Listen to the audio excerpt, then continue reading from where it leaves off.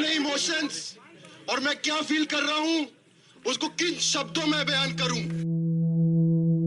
There is something about captivity that makes one feel like a state of somewhere between life and death. Nurturing hope in jail is a risky business. The higher you hope, the higher is the height from which you come crashing down. I'm afraid of hope. Umar Khalid has been in jail since 14 September 2020. अगर आप इस video को देख रहे हैं, इसका यह मतलब है कि मुझे गिरफ्तार कर लिया गया है. क्या खता है मेरी? क्या ये खता है मेरी कि मैं बोलता हूँ कि देश जितना आपका उतना मेरा भी है? We are his friends and we will be reading out excerpts from an article he had written for the Quint from prison. A book I finished recently is Fyodor Dostoyevsky's The House of Dead. Reading the book, the eeriest thought that came to me was how little has changed when it comes to experiences of imprisonment.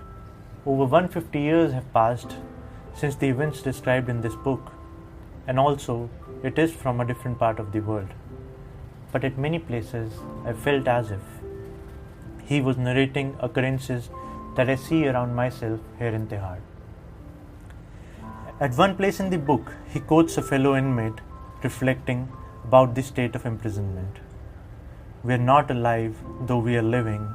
We are not in our graves, though we are dead.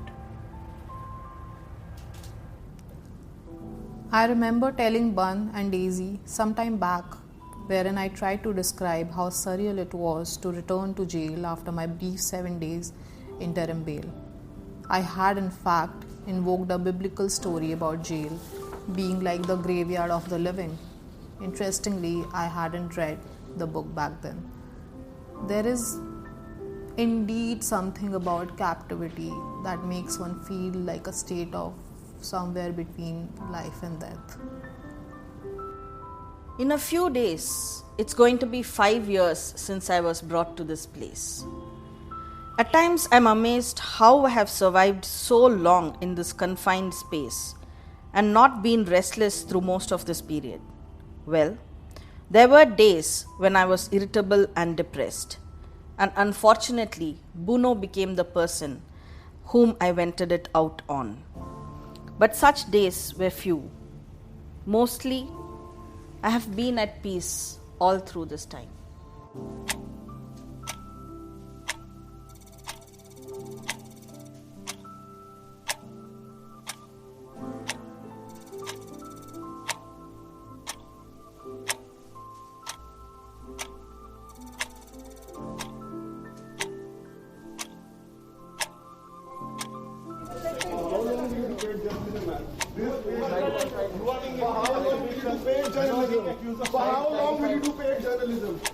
Anyways, another reason I have survived this space for so long and been calm about it is because I have not thought about time in such large chunks.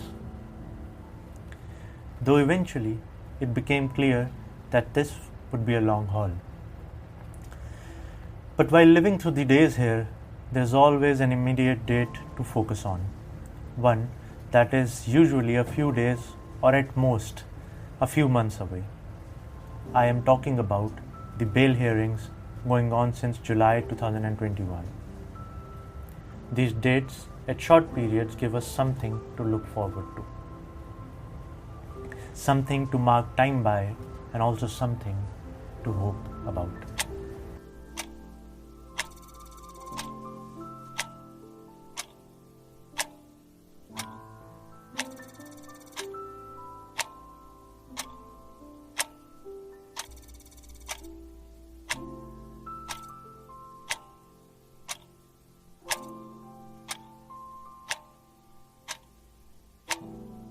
जुल्म की रात लंबी नहीं होती, वो सुबह जरूर आएगी.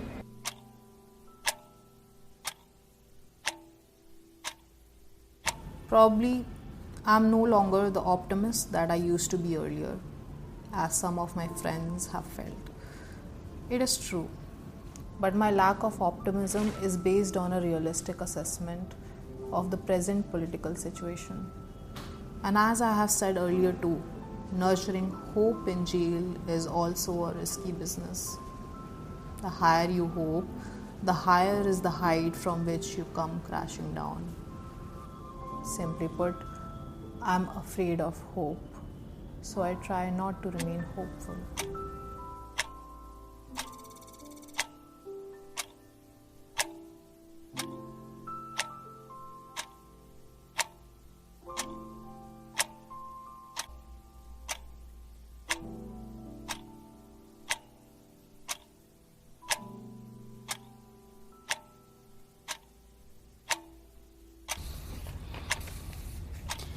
Let me tell you a story.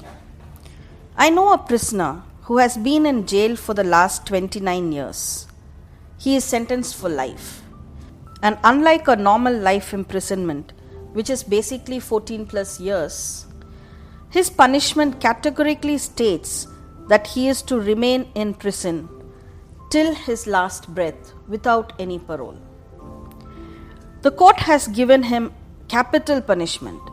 But after being in a death row for several years, he was saved from the gallows by a presidential pardon. As mentioned above, he was to get no parole ever, so he continued to live, but with the knowledge that till his last breath, he has to continue to live in jail. When he came to jail sometime in the early 1990s, he was in his 20s. Now he is in his 50s. In the initial days, I wondered where that peace came from. Was it because of some realization of his crimes? Did he feel guilty about what he had done all those years ago? Did he feel that what he was going through was a result of his actions? Did he feel that he was going through some sort of penance? Or maybe he felt no remorse at all. Needless to say, I never asked him what he felt about what he had done.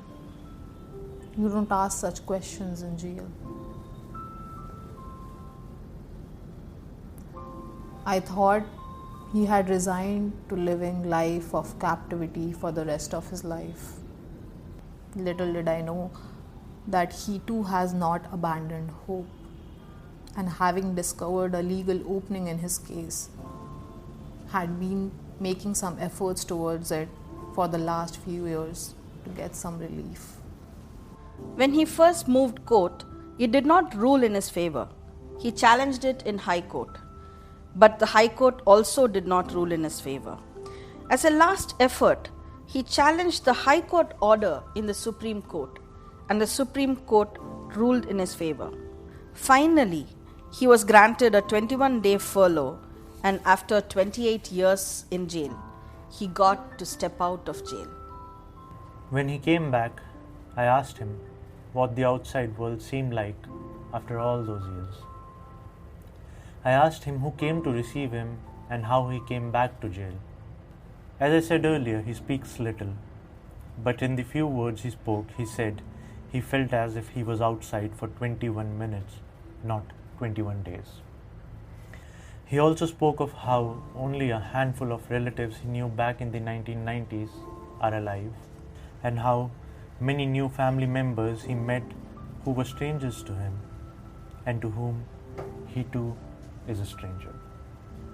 In case you're wondering why he didn't run away, why he voluntarily walked back into prison even after he got a chance to step out, that's because he has still not stopped hoping and is in fact expecting more relief from the courts in the coming years.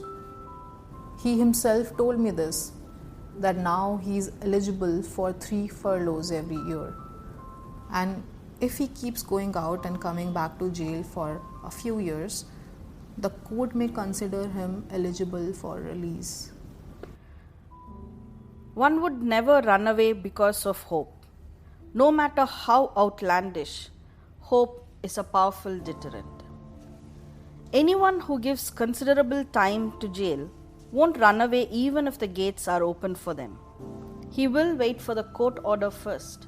He will count on hope. Those are a few thoughts I had on hope and waiting, on despair and longing. 5 years have passed. Half a decade. That's time enough for people to complete their PhDs and look for jobs. Time enough to fall in love, get married, have kids. Time enough for one's kids to grow beyond recognition. Time enough for the world to normalize the genocide in Gaza. And time enough for our parents to grow old and feeble.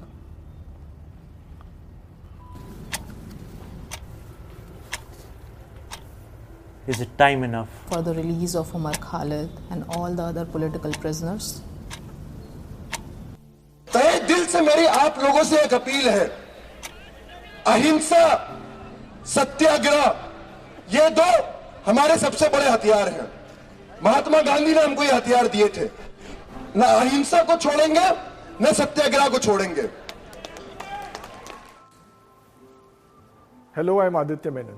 We at the Quint have never shied away from bringing out uncomfortable truths around the 2020 Northeast Delhi violence.